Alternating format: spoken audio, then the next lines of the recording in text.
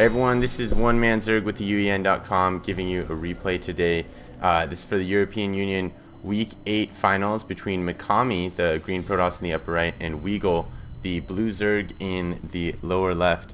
And this is an IC Cup, ICCup.com map. So it's an interesting map. It's not a usual map that you would see.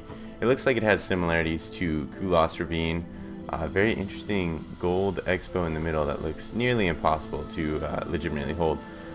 But Weagle is a top tier player on the European servers, and Mikami is actually, this is the second time in the finals that I've casted. So I know Mikami is a good player. I think he took week 7's finals, so it could be an up and coming player. And he actually even got some comments on the videos like Mikami's the greatest player in Slovenia or something like that. Gastonia, I don't know, but he does have some fans, or he's a big fan of himself, either way. So you can see Mikami coming out here early with a couple scouts. It's interesting that he's going with a couple scouts to try and find his opponent right now, because this is a 4-player map, you can see. And here's his natural expo from his main base. Looks like he's setting up a little bit of a wall there, and then a nice little choke here. And then you have another expo over here that looks like it's on high ground with the ramp down here and another ramp right here. When we look at the production, Weagle is still just getting drones. It looks like he's going to go for a fast expand over here on 16. So that's even a bit of a late fast expand. Drops it just in time before Mikami's probe gets here. Mikami decides he's going to harass that. Mikami going with the pretty standard opening here with an assimilator and a gateway. Likely not going to go with an early zealot push at that point, because he does have that assimilator going down, and he is just chronoing out some probes right now. See if he's going to drop another gateway or a cybernetics core. This will be telling of his next move. So yeah, he's going with the real normal build here, still just scouting his opponent, Weagle. And then Weagle, you can see, doesn't really know where Mikami is, just sending that overlord out for scouting right now. A little bit of a tense position to be in as any player, when you don't know where your opponent is or what he's doing in that early game, and you are going with a fast expand. But he's kind of just got to keep his nose down and go with his strategy as it stands. In that spawning pool, you can see it's about to pop, and he does have 300 crystals saved up here, so I'm curious to see if he's going to pop out a double queen after this and just try and really ramp up production with that. He does have a fairly decent amount of drones keeping up with his Protoss opponent, 17 there, and here we go. Is he going to go double queen? Yeah, he does get double queen, so that helps with a lot of early defense and with getting some troops out fast. And here we can see Mikami going with the warp gate, getting the double gas going. I would expect to see a robo coming up soon here. I think he'd go like 2 or 3 gate robo, but he could just go 4 gate. And then Weagle here, we can see the production. He's getting some drones. He does have some early Zerglings, and then going with the Roach Den, the Roach Warren. I think this is, yes, this is actually pre-patch, so these Roaches will only have a 3 range, but the Roaches with 4 range are significantly improved over their 3 range, I guess, cousins, if you will.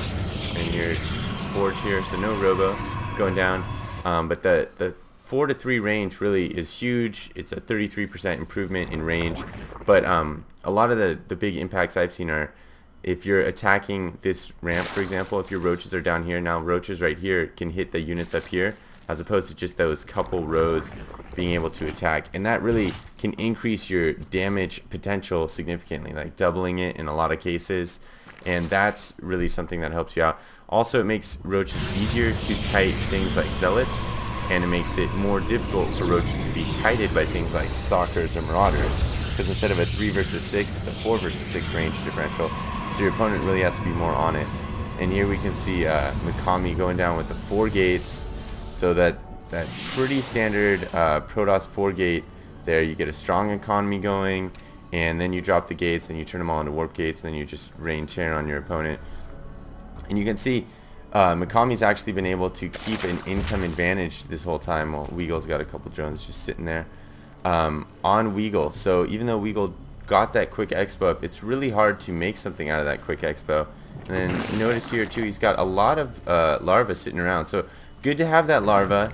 It's always nice to have it, but in all reality, if you took away 4 of these larvae, he would still have an extra larva there, and he could be spreading a creep tumor around over here, and that would serve him much better. So I would recommend, you know, Zerg players who aren't top tier, think about that. Instead of getting that extra larva injection, what about spreading 1 creep tumor and skipping it for a round? You can probably still have about the same production you would otherwise. See, he still has a bunch of larvae here. But then you'd have this creep out here. You'd be able to see when the attacks are coming in. Your troops would have some movement advantages. When coming in with the little hallucination Phoenix, it's very interesting. If you're a really keen player, you can pick up on doing a lot of damage, or like that, not taking any damage. That's a really easy tell for those Phoenix that is a hallucination. Because if you don't know that's a hallucination, you might respond to it differently than if you did know it was. Mikami with a lot of early sentries and not actually, there's a Robo, not actually producing anything else right now. Just has this tiny army. Look at that army size. It's really dwarfed. Weagle is getting a huge advantage here.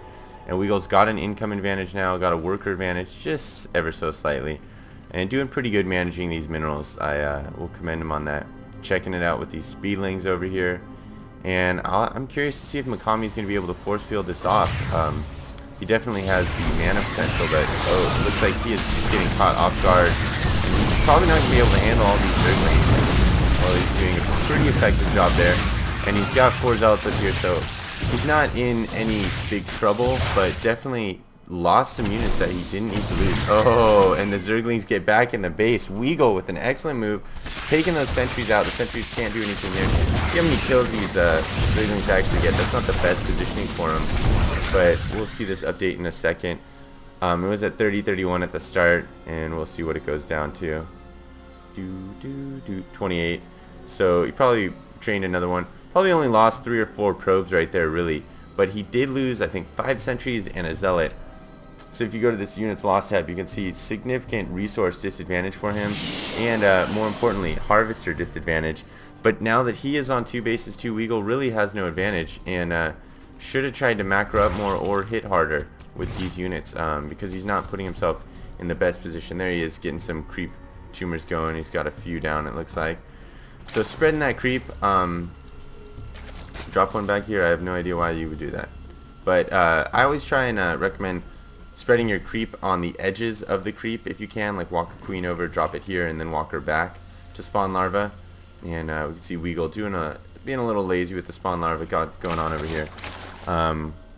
Just checking out the map. Really, look at that, getting in a disadvantage in terms of harvester count again. And he's been on 2 bases for a while, so he's really got to watch that. A lot of Zerg players do that. They never get enough drones. He's not even getting his extractor working. It's harder. It's different to manage the larva situation for Zerg than it is. You know, you have your workers and you have your soldier training facilities. Here we go, getting in some Zerglings in the back here. Doing some excellent job right here on all these probes. I would expect him to kill these probes and then get out of here. You know, really take your advantage to the fullest and then run away. That's excellent. You're going to see this drop significantly right now. Yeah, I just killed at least 12 probes, so that's something that's great for Weagle right now. But yeah, I don't think he's not strong enough to push in on this army. Look at the army size.